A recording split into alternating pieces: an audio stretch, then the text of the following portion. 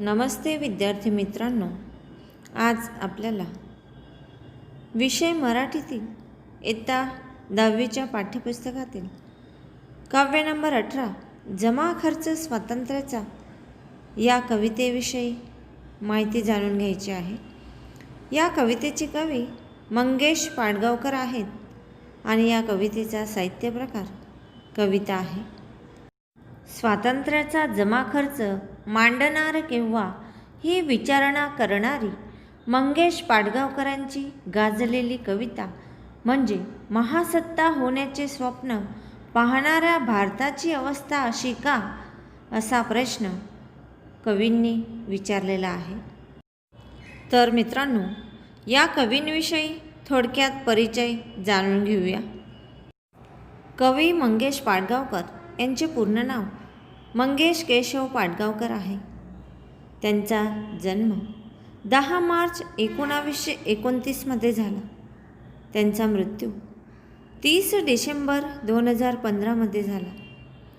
त्यांचे प्रसिद्ध काव्यसंग्रह म्हणजे आले मेघ भरून, माणसाच्या मनासाठी, मोरू, स्नेहगाथा, त्रिवेणी, जिप्सी, बोलगाणी, चांदोमामा, चिंतन, उदासबोध, राधा, सलाम इत्यादी काव्यसंग्रह प्रसिद्ध आहेत. मंगेश पाडगावकर यांना इसवी सन 1980 साली साहित्य अकादमीचा पुरस्कार मिळाला. प्रस्तुत कविता सलाम या काव्यसंग्रहातून घेतली आहे. विद्यार्थी मित्रांनो, तुम्हाला परीक्षेत प्रश्न विचारला जातो की जमा खर्च स्वातंत्र्याचा ही कविता कोणत्या काव्यसंग्रहातून घेण्यात आली आहे? तर उत्तर आहे सलाम. जमा खर्च स्वातंत्र्याचा या कवितेत कवी आपल्या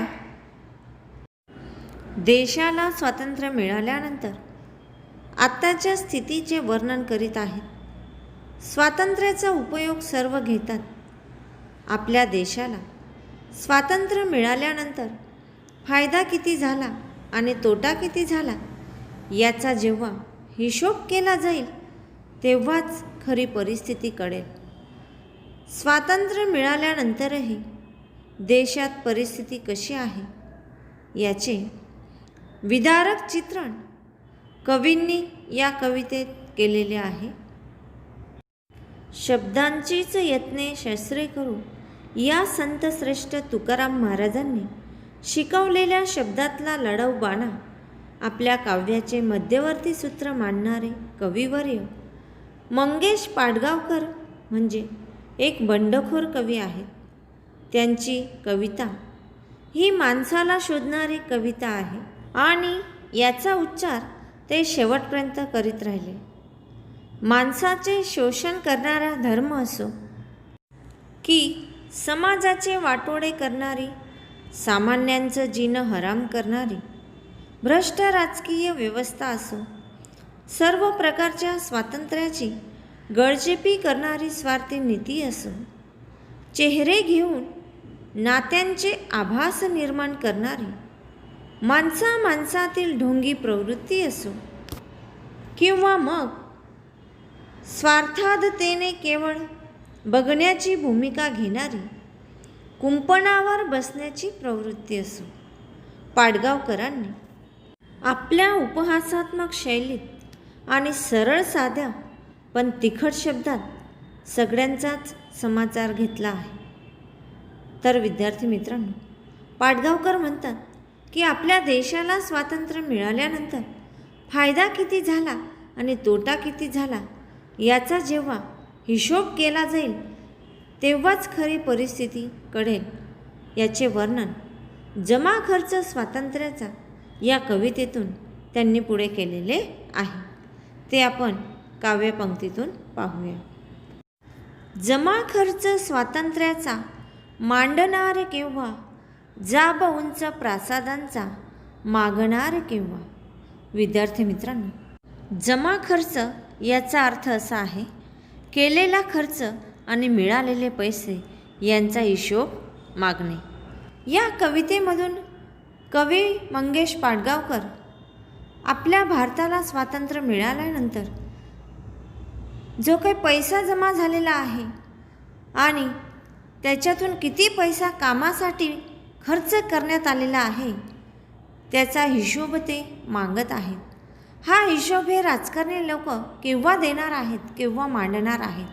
देशाला फायदा किती झाला आणि तोटा किती झाला याचा हिशोब या कवींनी या काव्यपंक्तीतून मागितलेला आहे. जाब उंच प्रासादांचा मागणार केव्हा. जाब म्हणजे योग्य उत्तर त्यांनी मागितलेलं आहे. उंच प्रासाद म्हणजे जे राजकारणी लोकांचे मोठमोठे घरे असतात, राजवाडे असतात.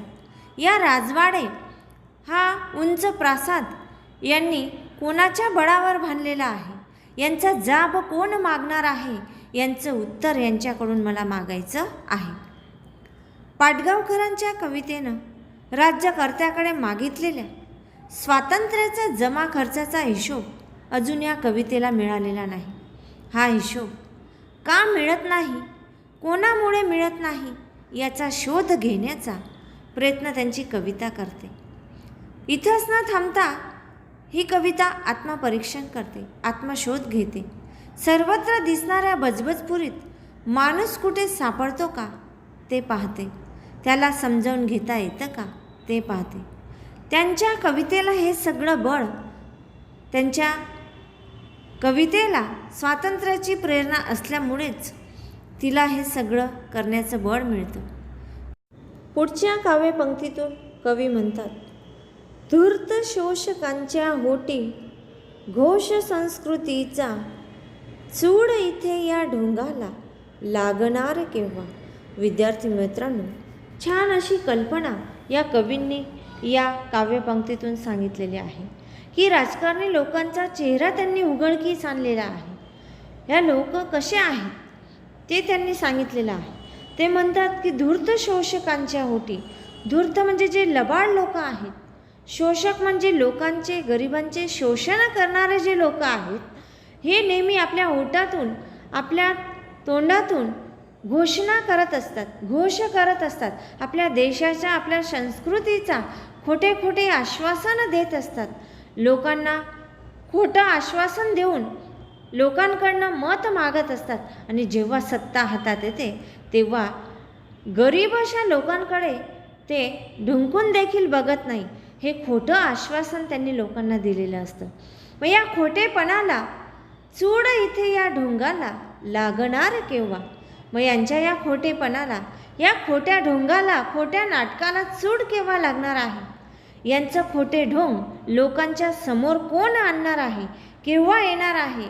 चूड लागणे म्हणजे नष्ट होणे. यांचं हे खोटे आश्वासन, खोटं ढोंग नष्ट केव्हा होणार आहे असं या काव्यपंक्तीतून त्यांच्या कवितेने प्रश्न विचारलेला आहे, जाब मागितलेला आहे, योग्य उत्तर मागितलेलं आहे. देशाला स्वातंत्र्य मिळाल्यानंतरही राज्यकर्त्यांनी आपला स्वतःचाच फायदा केलेला आहे. गरीब लोकांच्या अपेक्षा त्यांनी पूर्ण केलेल्या नाहीत. म्हणून कवींनी जमा झालेला पैसा आणि खर्च केलेला पैसा यांचा हिशोब या राज्यकर्त्यांकडून त्यांच्या कवितेने मागितलेला आहे, परंतु अजून त्यांना हिशोब मिळालेला नाही. पुढच्या काव्यपंक्तीतून कवी मंगेश पाडगावकर म्हणतात, विलायती वेशांमधली भुंकतात कुत्री, माणसाच माणूस इथे मानणार केव्हा. छान कल्पना कवींनी मांडलेली आहे की विलायती वेश परिधान केलेले जी माणसे आहेत, जे राजकारणी लोक आहेत, विलायत म्हणजे परदेशातले कपडे घालणारी जे राजकारणी लोक आहेत, परदेशातले वस्त्र परिधान करणारे जे राजकारणी नेते आहेत, ते कुत्र्यांची उपमा त्यांना दिलेली आहे. कुत्र्यांसारखे भुंकत असतात, घरोघरी जाऊन लोकांकडनं मत मागत असतात. परंतु जेव्हा त्यांना मत मिळाले आणि ते सत्तेवर आले तेव्हा या गरीब लोकांना ते माणूस म्हणून वागत नाही, या लोकांकडे बघत नाही, यांच्या गरजा पूर्ण करत नाही. म्हणून अशा या भुंकणाऱ्या कुत्र्यांना विलायती वेश, परदेशी वेश, कपडे परिधान करणाऱ्या लोकांना कवींनी प्रश्न केलेला आहे की माणसास माणूस इथे मानणार केव्हा? तुम्ही माणुसकीच्या नात्याने, प्रेमाच्या नात्याने या लोकांना माणूसपण केव्हा देणार आहेत? गरिबांची सेवा तुम्ही केव्हा करणार आहेत? त्यांना दिलेले आश्वासन तुम्ही केव्हा पूर्ण करणार आहेत? जमा झालेला पैसा आणि किती पैसा खर्च केलेला आहे यांचा हिशोब तुम्ही या लोकांना केव्हा देणार आहेत? असे अनेक प्रश्न या कवींनी या काव्यातून विचारलेले आहेत. परंतु अजूनही त्यांना याचे उत्तर, त्यांच्या कवितेला याचे उत्तर मिळालेले नाही. पुढच्या काव्यपंक्तीत कवी मंगेश पाडगावकर म्हणतात, घाम ओतूनी जो पिकवी मळे अमृताचे, दिवा झोपडीतून त्याच्या लागणार केव्हा. विद्यार्थी मित्रांनो, अतिशय सुंदर अशी कल्पना, गरिबांसाठी लागलेली आस त्यांनी या काव्यपंक्तीतून व्यक्त केलेली आहे. या ओळीतून लक्षात येते की शेतकरी असोत, कामगार असोत, अस्पृश्य असोत अथवा गरीब असोत, या कुणालाही स्वतंत्र भारतात मानाचे स्थान आजही मिळालेले नाही. घाम ओतूनी जो पिकवी मळे अमृताचे, हे शेतकरी लोक रात्रंदिवस काबाड कष्ट करतात. आपले घाम या शेताच्या मातीमध्ये ओततात. काबाड कष्ट करून हे अमृतासारखे पिकं निर्माण करतात, अमृतासारखा मळा निर्माण करतात. आणि घाम ओतूनही त्यांच्या हाती काय लागतं, तर अतिशय कष्ट मेहनत करूनही त्यांना त्यांच्या कामाचे फळ मिळत नाही. अशा या गरीब लोकांच्या झोपडीत दिवा केव्हा लागणार आहे असा प्रश्न विचारलेला आहे. दिवा लागणे म्हणजेच त्यांचे जीवन सुखाचे होणे. यांनी केलेल्या काबाड कष्टाचे फळ त्यांना कधी मिळणार आहे? त्यांचे जीवन हे कधी सुखाचे होणार आहे? घाम ओतून देखील त्यांच्या कष्टाला फळ मिळालेलं नाही. स्वतंत्र भारतात आजही त्यांना मानाचे स्थान मिळालेले नाही असा प्रश्न या कवींनी या काव्यपंक्तीतून विचारलेला आहे. पुढच्या काव्यपंक्तीतून कवी म्हणतात, प्राक्तनात अस्पृश्याच्या छळाचीच गाथा, आग आंधळ्या धर्माला लागणार केव्हा. विद्यार्थी मित्रांनो, अतिशय छान अशी कल्पना या काव्यपंक्तीतून कवींनी मांडलेली आहे. ते म्हणतात की प्राक्तनात अस्पृश्यांच्या छळाचीच गाथा. या अस्पृश्य जे लोक आहेत, अस्पृश्य याचा अर्थ असा होतो की समाजातील खालचा वर्ग की ज्याची इतर वर्गाकडून, उच्च वर्णीयांकडून पिळवणूक केली जात होती. अस्पृश्य याचा अर्थ असा होतो की स्पर्श, या खालच्या लोकांचा स्पर्शसुद्धा चालत नाही, अशी जी माणसे असतात त्यांना अस्पृश्य असं म्हटलं जातं. परंतु आता स्पृश्य अस्पृश्य ही विचारसरणीत फरक पडलेला आहे. त्यामुळे अस्पृश्य मानणारी अशी स्थिती आज राहिलेली नाही. परंतु पूर्वीच्या काळी ज्या लोकांना अस्पृश्य मानले जायचे, ज्यांचा स्पर्शसुद्धा चालायचा नाही, या राजकारणी लोकांना, अशा लोकांच्या नशिबी, प्राक्तन म्हणजे नशीब, या लोकांच्या नशिबीत छळाचीच गाथा लिहिलेली होती. त्यांचा छळच केला जायचा. त्यांना नेहमी गावाच्या बाहेर त्यांची वस्ती केली जायची. त्यांच्या घरचं पाणी कोणी प्यायचं नाही, त्यांचा स्पर्श कोणाला चालायचा नाही. परंतु त्यांचे मतं मात्र सत्तेवर येण्यासाठी या राजकारणी लोकांना चालत असायचे. असा जो आंधळा धर्म आहे, असा या धर्माला आग केव्हा लागणार? हा जो स्पृश्य अस्पृश्य मानणारा, जाती धर्म पाडणारा धर्म आहे, धर्मात भेदभाव करणारे जे माणसं आहेत, राजकारणी लोक आहेत, अशा या आंधळ्या धर्माला केव्हा आग लागणार आहे? हा जो गरीब श्रीमंत, उच्च नीच असे वर्णभेद करणारे लोकांच्या या धर्माला कधी आग लागणार आहे असा प्रश्न या कवींनी विचारलेला आहे. धर्माच्या ठेकेदारांनी बहिष्कृत केलेल्या समाजातल्या एका मोठ्या वर्गाचे हाल त्यांनी पाहिले. स्वातंत्र्यपूर्व काळात सामाजिक प्रबोधनाच्या उत्तरार्धातल्या युगाचे ते साक्षीदार राहिले. कुंपणावर न बसता त्यांनी या अनुभवांचं विश्लेषण करत आपल्या कवितेद्वारे त्यांचा निषेध केला. माणसात फरक दाखवणारा धर्म हा आंधळा धर्म आहे असं म्हणत अशा धर्माला मंदिराच्या कडी कुलुपात सुरक्षित ठेवण्यापेक्षा त्याला आग लावली पाहिजे अशी ठाम भूमिका आपल्या कवितेत मंगेश पाडगावकरांनी मांडलेली आहे. असा प्रश्न आपल्या कवितेतून त्यांनी विचारलेला आहे. पुढच्या काव्यपंक्तीतून कवी पाडगावकर म्हणतात, इथे पडे सत्तेभोवती कडे भ्रष्टतेचे, काजळी दिव्या भोवतीची झाडणार केव्हा. विद्यार्थी मित्रांनो, खूप सुंदर अशी कल्पना कवींनी या काव्यपंक्तीतून मांडलेली आहे. कवी म्हणतात, भारतीय राजकारणाचा स्वार्थी चेहरा या कवितेतून कवींनी स्पष्टपणे दाखवलेला आहे. ते म्हणतात की इथे पडे सत्तेभोवती कडे भ्रष्टतेचे. या राजकारणी लोकांच्या हाती सत्ता आल्यानंतर ते भ्रष्टाचार करणे सुरू करतात. लोकांचे पैसे लुबाडण्याचे काम करतात. लोकांना खोटी आश्वासने देतात आणि सत्ता हाती आल्यानंतर मात्र त्यांचे आश्वासन ते पाळत नाही. समाजामध्ये भ्रष्टाचार निर्माण करतात.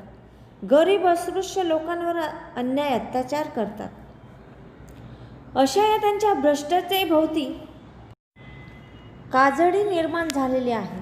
काजळी म्हणजे काळा रंग निर्माण झालेला आहे. ज्याप्रमाणे दिवा जर सतत जळत राहिला तर दिव्याच्या अवतीभोवती जागेवर काजळी काळा रंग निर्माण होतो. त्याचप्रमाणे हे लोक सत्तेवर आल्यानंतर भ्रष्टाचार माजवतात. समाजातील लोकांवर अन्याय अत्याचार करतात. अशा या त्यांच्या भ्रष्टाचार करण्याने काळा रंग निर्माण झालेला आहे. समाजामध्ये प्रकाश दिसत नाही, जिकडे तिकडे काळा रंग दिसतो आहे. असा हा त्यांचा काळा रंग, त्यांच्या सत्तेभोवती असणारा काळा रंग, त्यांनी निर्माण केलेला भ्रष्टाचार केव्हा झाडणार आहे. त्यांचा हा भ्रष्टाचार केव्हा उघडकीस आणणार आहे, असा हा प्रश्न कवींनी आपल्या या काव्यपंक्तीतून पुन्हा पुन्हा विचारलेला आहे. परंतु त्याचे उत्तर त्यांना अजूनही या राज्यकर्त्यांकडून मिळालेले नाही. पुढच्या काव्यपंक्तीत कवी मंगेश पाडगावकरांनी अतिशय सुंदर अशी कल्पना मांडलेली आहे. कवी म्हणतात, किती काळ बघत बसावे फुगे घोषणांचे, भास हे भ्रमाचे सारे फोडणार केव्हा. अतिशय सुंदर अशी कल्पना त्यांनी मांडलेली आहे. ते म्हणतात की किती काळ बघत बसावे फुगे घोषणांचे. या राज्यकर्त्यांनी ज्या घोषणा केलेल्या आहेत, त्यांनी जे खोटे आश्वासनं दिलेले आहेत, मत मागण्यासाठी, सत्ता हाती येण्यासाठी लोकांना जे शब्द दिलेले आहेत, अजूनही ते शब्द त्यांनी पाळलेले नाहीत. अजूनही ते आश्वासनं त्यांनी पूर्ण केलेली नाहीत. तेव्हा किती काळापर्यंत त्यांची वाट बघत बसायची, त्यांनी दिलेले आश्वासनं पाहत बसायचे. या खोट्या ज्या घोषणा त्यांनी दिलेल्या आहेत, खोट्या घोषणांचे फुगे त्यांनी जे फुगवलेले आहेत ते अजूनही त्यांनी पूर्ण केलेले नाही. गरिबांपर्यंत त्यांच्या सेवा सुविधा सवलती त्यांनी पोचवलेल्या नाहीत. म्हणून शेवटच्या काव्यपंक्तीत कवी म्हणतात, भास हे भ्रमाचे सारे फोडणार केव्हा. तेव्हा कवी म्हणतात की जो भ्रम तुम्हाला निर्माण झालेला आहे, समाजातील लोकांना ते सांगतात की जो भास तुमच्या मनामध्ये निर्माण झालेला आहे, जो भ्रम या राज्यकर्त्यांनी तुमच्या मनात निर्माण केलेला आहे की सत्तेवर आल्यानंतर आम्ही गरिबांसाठी मदत करू, गरिबांसाठी सेवा सवलती निर्माण करू, हे ज्या खोट्या घोषणा त्यांनी दिलेल्या होत्या, तो भ्रम तुम्ही मनातून काढून टाका, तो भ्रम तुम्ही फोडून टाका. कारण ते तुमच्या मदतीसाठी कधीही धावून येणार नाही. त्यांनी खोट्या घोषणा तुम्हाला दिलेल्या होत्या.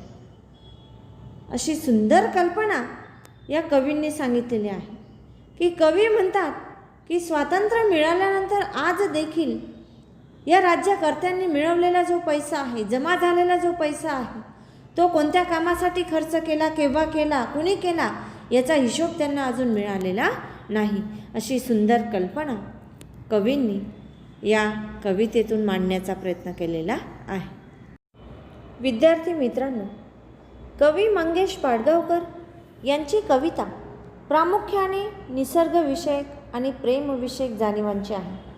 पण सलाम या काव्यसंग्रहामध्ये त्यांनी आसपास घडणाऱ्या घटना, राजकारणाचे बदलते रूप, समाजाची ढासळत जाणारी मूल्यव्यवस्था याविषयी भाष्य केलेले आहे, वर्णन केलेले आहे. जमा खर्च स्वातंत्र्याचा या कवितेत स्वातंत्र्यानंतर भारतीय नेत्यांनी जनतेसाठी खरेच काही केले आहे की फक्त स्वतःचा फायदा करून घेतला आहे, असा प्रश्न कवींनी या काव्यातून पुन्हा पुन्हा विचारलेला आहे. समाजातील गरीब असोत, शेतकरी असोत, कामगार असोत अथवा अस्पृश्य असोत, या कुणालाही स्वतंत्र भारतात मानाचे स्थान आजही मिळालेले नाही. भारतीय राजकारणाचा स्वार्थी चेहरा या कवितेमधून कवींनी स्पष्टपणे दाखवलेला आहे. समाजातील दांभिकपणावर कवी मंगेश पाडगावकर टीका करतात. कधी उपहासातून, कधी विडंबनातून, तर कधी थेटपणे त्यांनी ही टीका केलेली दिसून येते. त्यांचा विरोधी सूर या कवितेतही दिसून येतो. तर विद्यार्थी मित्रांनो, अतिशय सुंदर अशी कविता जमा खर्च स्वातंत्र्याचा, म्हणजेच स्वातंत्र्यानंतर मिळालेले पैसे आणि केलेला खर्च यांचा हिशोब त्यांनी किंवा त्यांच्या कवितेने मागितलेला आहे. परंतु तो हिशोब त्यांच्या कवितेला आजही मिळालेला नाही. अशी सुंदर कल्पना, राज्यकर्त्यांचा स्वार्थी चेहरा त्यांनी आपल्या कवितेतून समाजाला दाखवलेला आहे. तर विद्यार्थी मित्रांनो, अतिशय सुंदर अशी कविता होती.